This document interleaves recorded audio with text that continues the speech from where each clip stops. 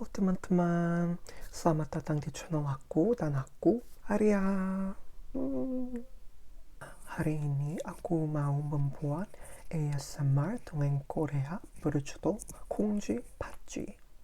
Kenapa aku menyiapkan ASMR dongeng Korea lagi? Karena ASMR dongeng Korea yang aku buat sebelumnya sudah mencapai 20.000 view. Hebat, hebat, hebat, hebat. Terima kasih sudah menonton dan aku sangat senang dan terharu setiap aku membaca komentar kalian jadi tidur nyenyak berkat ASMR-ku. Semoga ASMR kali ini juga membuat kalian tidur nyenyak. Sebelum aku mulai ASMR, aku mau bertanya kepada kalian.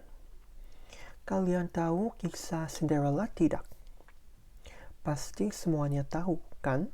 Kalau begitu, di kisah Cinderella ada unsur-unsur apa aja? Ada cerita ibu tiri dan kakak tiri yang jahat dan kejam. Ada juga bantuan peri dan hewan juga. Ya, apalagi ada sepatu yang tertinggal juga, kan? Kalian tahu tidak? Di dongeng Kongji Patji ini juga ada elemen-elemen yang sangat seperti ini. Kongji Patji ini salah satu dongeng yang sangat disukai oleh anak-anak Korea ataupun orang tua Korea. Kongji Patji ini juga dianggap cerita Cinderella versi Korea gitu. Kongji Patji yang aku siapkan hari ini adalah cerita yang asli.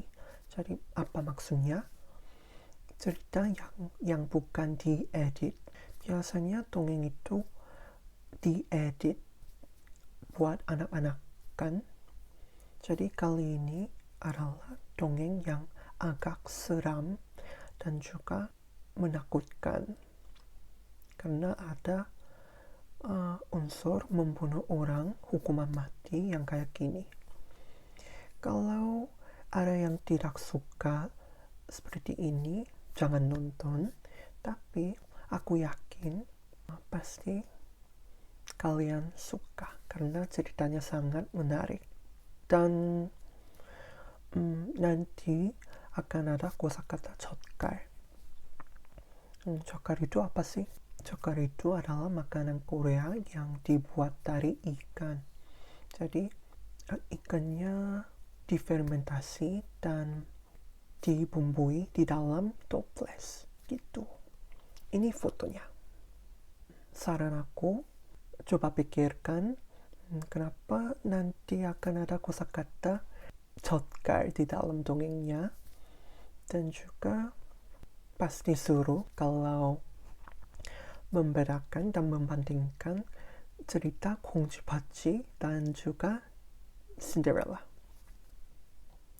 Oke, nah itu aja penjelasanku. Langsung aja ya ASMR-nya.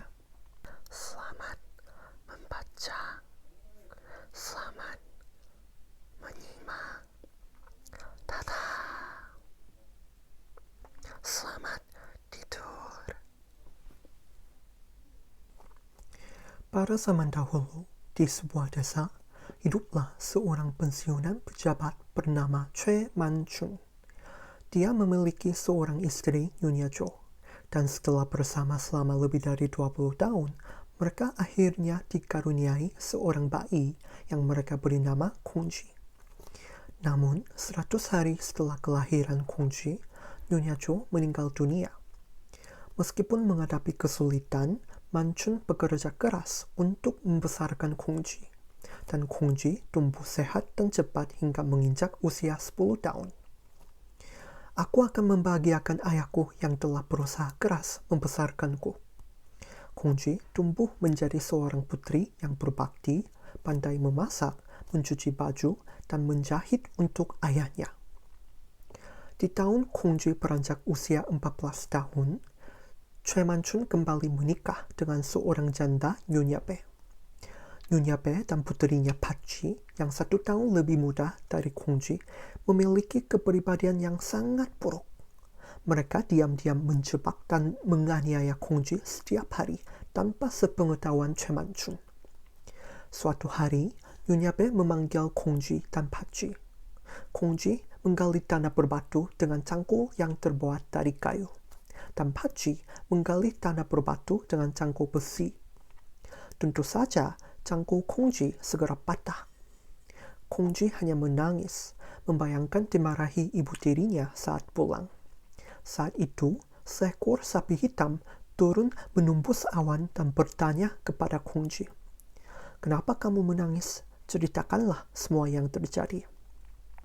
Setelah mendengarkan cerita Kong Ji, sapi hitam memberi Kong Ji cangkul besi dan buah-buahan sebagai hadiah, lalu tiba-tiba menghilang.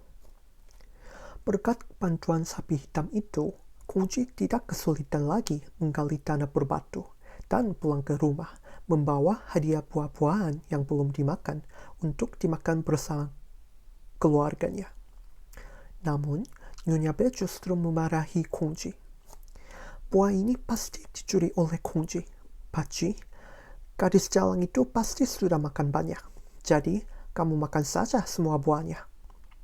Akhirnya, Kong Ji tidak bisa makan nasi maupun buah-buahan dan menghabiskan malam itu sambil menangis. Suatu hari, ibu tirinya menyuruh Kong Ji untuk mengisi gentung air yang berlubang. Tidak heran gentungnya tidak akan penuh, sebanyak apapun air yang Kong Ji tuangkan. Saat itulah seekor kodok muncul di hadapan Kong Ji. "Jangan khawatir, Kong Ji, aku akan membantumu." Kodok itu masuk ke dalam gentung itu dan menutupi lubangnya dengan tubuhnya. Berkat kodok itu, gentung itu pun cepat terisi air hingga penuh. Kong Ji segera pulang ke rumah dan memberitahu Nyonya Bae bahwa dia sudah mengisi gentung air. Nyonya Bae tampak bahagia, tetapi di dalam hatinya, dia terus mencurigai Kong Ji. Bagaimana gadis jalang ini bisa melakukan sesuatu yang tidak bisa dilakukan oleh orang lain? Suatu hari, seiring berjalannya waktu, diadakan pesta besar di rumah paman Kong Ji. Tentu saja, ibu tirinya tidak mau mengajak Kong Ji ke pesta. "Kong Ji, jika kamu ingin datang ke pesta, tenunlah kain dan gilinglah kapak padi terlebih dahulu, lalu kamu boleh datang ke pesta." Pekerjaan ini tidak dapat diselesaikan dalam sehari, dan ibu tirinya meninggalkan rumah hanya membawa Pachi saja bersamanya. Kong Ji mulai menenun kain sambil menangis. Lalu, tiba-tiba, seorang bidadari cantik yang berpakaian sutra turun dari langit. "Kong Ji, biarkan aku menenun kain untukmu. Kamu kenakanlah pakaian cantik ini dan selop bunga ini ke pesta ya." Bidadari itu secara cepat menyelesaikan tenunannya dan langsung terbang kembali ke langit. Ketika Kong Ji turun ke gudang, sekawanan burung terbang menjauh. Kemudian kulit-kulit dari gabah itu terkelupas dan semuanya berubah menjadi beras-beras yang putih. Ternyata sekawanan burung itu telah menggiling gabah untuk Kong Ji. Kong Ji bergegas untuk menuju rumah pamannya. Saat dia melintasi batu pijakan, dia dikejutkan oleh suara keras yang mengatakan bahwa sang kepala desa akan berjalan. Akhirnya, salah satu selop yang dikenakan Kong Ji terlepas dan terjatuh ke dalam air. Meskipun begitu, dia tetap bergegas pergi menuju pesta. Kepala desa yang naik tanduk melihat selop bunga itu mengapung di air. Ia merasa aneh karena hanya ada satu selop yang tertinggal, sehingga ia memerintahkan pesuruhnya untuk mencari pemiliknya. Paman dan bibi Kong Ji menyambut Kong Ji dengan hangat. Namun, di sana pun Nyonya Bae hanya melecehkan Kong Ji. "Kong Ji, apakah semua kain sudah kamu tenun? Sudahkah kamu menggiling semua gabah padi? Mengapa kamu meninggalkan rumah dalam keadaan kosong? Dan dari mana kamu mencuri baju sutra itu?" Saat itu, seseorang dari kantor pemerintah desa datang membawa sepasang selop bunga dan menyuruh untuk mengambil kembali. Dia mencoba memakai selop bunga satu persatu di jamuan makan, termasuk ibu tirinya dan Pachi, tetapi tidak cocok.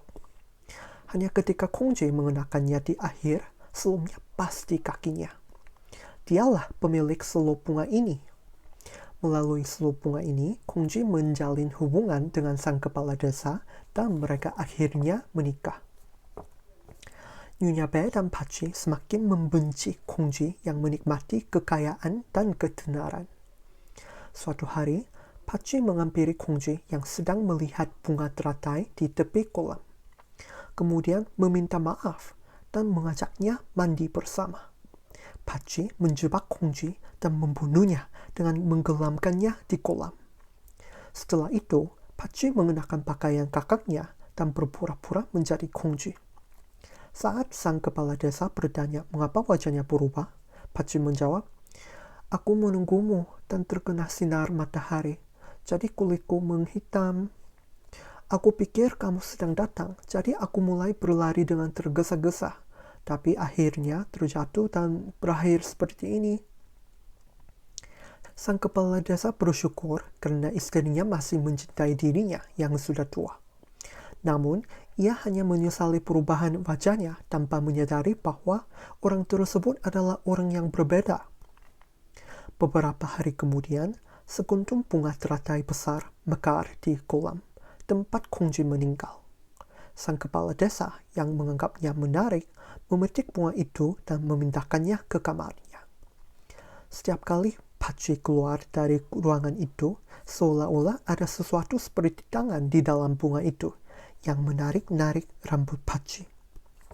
Pachi yang menyadari bahwa jiwa Kongji ada di dalam bunga tersebut, memasukkan bunga itu ke dalam tungku dan membakarnya.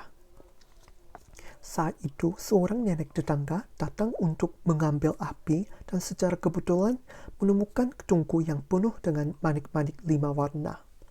Nenek itu menyapu dan membawanya ke rumah. Ajaibnya, ternyata ada Kongji di dalam manik itu. Kongji memberitahu neneknya tentang keadaan seputar kematiannya dan mengusulkan suatu taktik, yaitu sang nenek berbohong dan mengatakan bahwa itu hari ulang tahunnya, lalu mengadakan pesta serta mengundang kepala desa. Tetapi saat sang kepala desa melihat meja, dia menemukan supinnya yang tidak sama. Ketika sang kepala desa hendak memarahi sang nenek, terdengar suara seseorang. "Kamu menyadari bahwa pasangan sumpit itu berbeda, tapi mengapa kamu tidak sadar bahwa istrimu berbeda?" "Bagaimana kamu bisa mengatakan bahwa pasangan saya berbeda?" Sebelum sang nenek sempat menjawab, Kongji tiba-tiba muncul dan berpenampilan seperti pengantin muda, menggunakan atasan hanbok berwarna hijau muda dan rok berwarna merah, dan berkata, "Saya telah menjadi hantu kolam setelah disakiti dan dibunuh oleh adik tiri saya, Pachi. Namun, karena sudah begini, saya berharap sang kepala desa dan Pachi tetap baik-baik saja." Sang kepala desa sangat marah sehingga dia menangkap dan memenjarakan Pachi dan pergi ke kolam.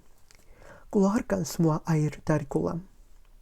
Ketika semua air dari kolam telah terkuras, jenazah Kongji tergeletak di dasar kolam dan terlihat tersenyum. Setelah sang kepala desa segera mengangkat mayat istrinya dan hendak menguburkannya, Kongji yang telah meninggal hidup kembali. Karena melakukan pembunuhan, Pachi diikat ke gerobak, dicabik-cabik, dan jenazahnya dimasukkan ke dalam toples, ditutup rapat, lalu diserahkan kepada ibu Pachi. Saat itu, Nyonya Bae telah meninggalkan Choi Man-chun dan tinggal bersama orang lain. Ibu Pachi dengan senang hati menerima toples itu tanpa mengetahui apa yang ada di dalamnya. Di dalamnya juga terdapat selembar kertas bertuliskan, "Siapapun yang membunuh seseorang dengan rencana jahat akan direndam menjadi seperti Jotgar ini. Dan saya akan membuat orang yang mengajari putrinya melakukan hal buruk dan beracun mengunyah daging itu." Ketika ibu Pachi menyadari bahwa Pachi telah meninggal, dia sangat terkejut sampai pingsan dan tidak pernah bangun lagi. Pada akhirnya, keduanya masuk neraka bersama.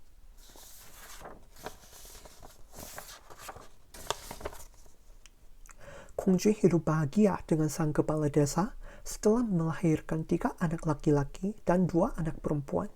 Namun, Kongji sangat khawatir dengan ayahnya yang sendirian. Akhirnya, mereka membantu Choi Man-chun untuk menikah dengan wanita yang berbudi luhur dan mereka pun hidup bahagia bersama. Kongji dan suaminya berbuat kebajikan kepada orang-orang di dunia, dan semua orang sangat memuji mereka sampai mulut mereka berbusa.